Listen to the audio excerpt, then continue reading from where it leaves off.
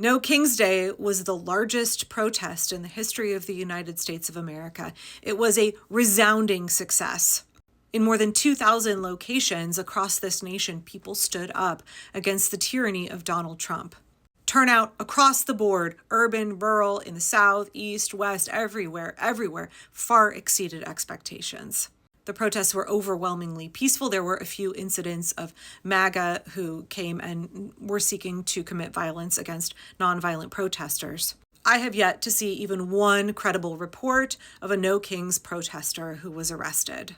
Add to that the fact that Trump's birthday was a complete and utter failure for him.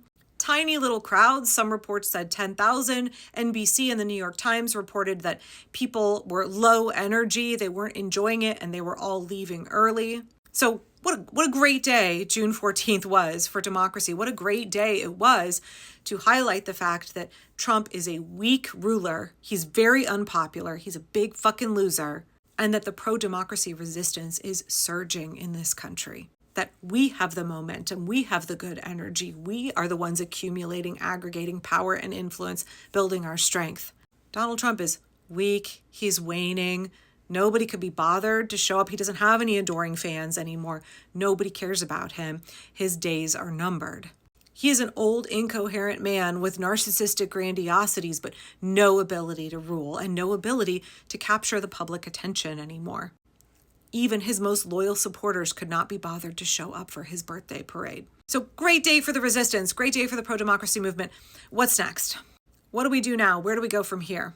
So first of all, I'm by no means an expert, but I would highly, highly suggest that if yesterday was the first day that you attended a protest, or you've maybe come out to hands off before, but you're not really plugged into the pro-democracy movement, now's the time.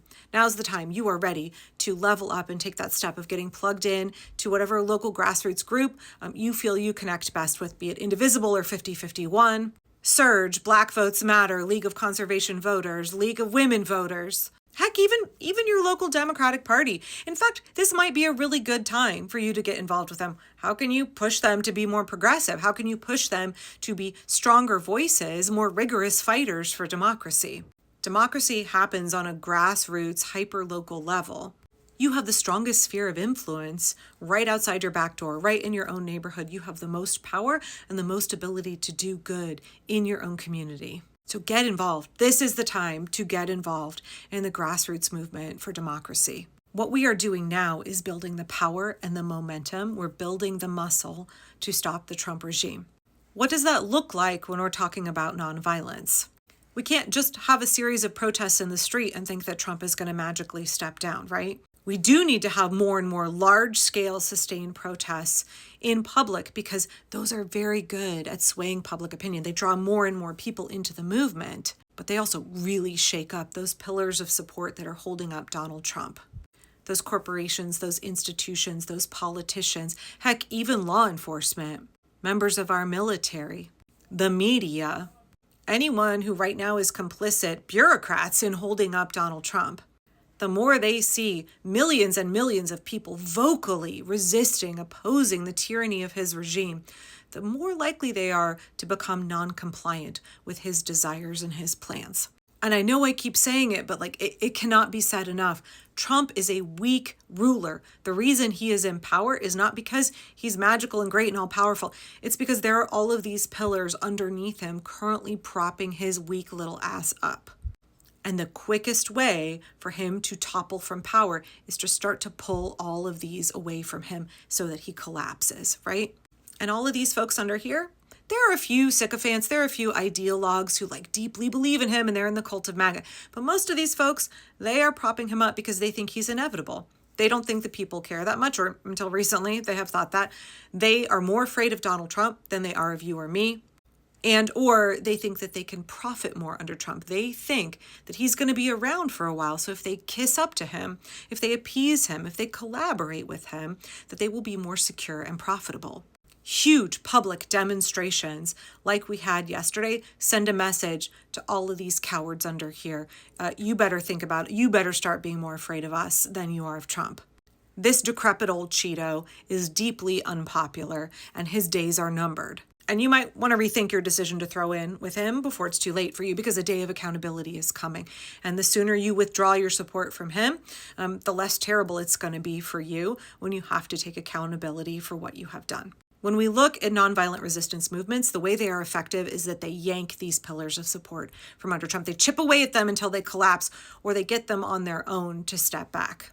And a key component of getting these folks to waver and begin to withdraw their support is to see very public, very large resistance against the regime. But also, it doesn't just stop with protest. While protests are really important, it doesn't stop there. If you know anybody in a pillar of support, maybe it's your college or university, maybe you have some connection to a law firm, maybe you donate to an organization who has someone on their board who is a pillar of support. Maybe you have family that's in the military or law enforcement. Maybe you have stocks in some of these companies that are upholding Trump.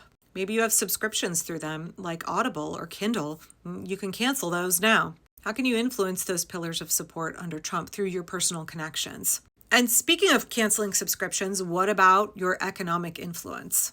Coordinated economic resistance is really important. Look at what the Target boycotts have done. Look at what the Tesla takedowns have done. They have to be organized and sustained on wide scale. So maybe you want to think about how you could create one of those campaigns or participate in one that already exists. Another key thing is that we have to think about the midterms.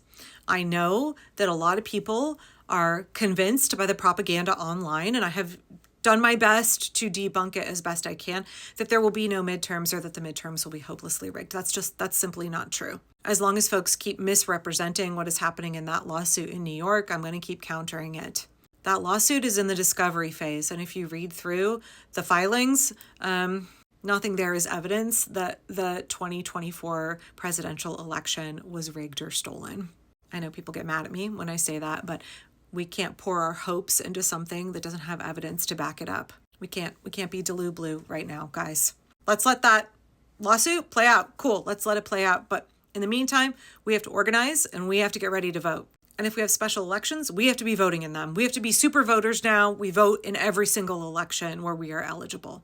And we work for the Get Out the Vote movement. We make sure folks are registered. We make sure that folks are participating and engaging in their civic duty to cast their ballot in every single election. And more than that, maybe you want to run for office. Maybe you want to work for a campaign. If you are concerned that the Democratic Party is full of establishment corporate Democrats, cool, then work for the campaign for a progressive primary challenger. Get involved in your local politics. Also, think about running for one of your local positions. City council, mayor, school board, county commissioner, elections officials. We have to be running in all of those races against the MAGA candidates. We can have the most influence for democracy on a local level where we live. But that brings me to the last big thing, and I have been saying this since January, and I'm just going to keep talking about it. We need to be thinking about a general strike. We need to be thinking about bigger, bolder, longer, more sustained actions. We are building momentum. We have to keep expanding. We have to keep growing.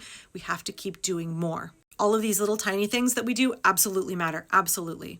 But when we are looking at measures that are extremely effective, we are looking at things like a general strike. And that takes a tremendous amount of organization and planning. I know there are folks that are already working on it. And I know there are folks who are frustrated like me, like, why haven't we got this going already? We could have had a general strike 2 months ago and shut the whole country down and it could have been over. Our country's 340 million people, y'all. It's huge. It's massive. I know I've said for a long time that if all of the teachers walked off the job, this whole thing would be over in a week or two. But we don't have that kind of coordination. When you call for a general strike, you have to be able to pull it off.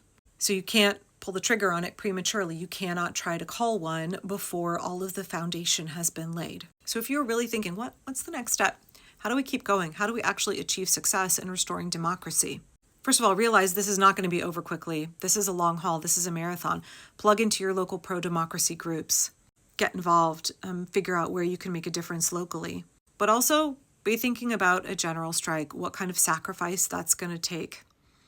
Because I think maybe finally we're there. We're at that point where people are ready. They're ready to do the kind of planning. They're ready for the commitment that will get us to our desired goal of the restoration of democracy.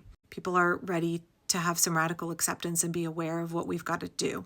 The kind of sacrifice a general strike is going to ask of us, and the kind of preparation that we have to do in advance to make sure that it will be successful. Now's the time to start moving in that direction. in earnest. It's time to start planning in earnest. I don't know about you, but like I'm excited about that. We're moving in the right direction.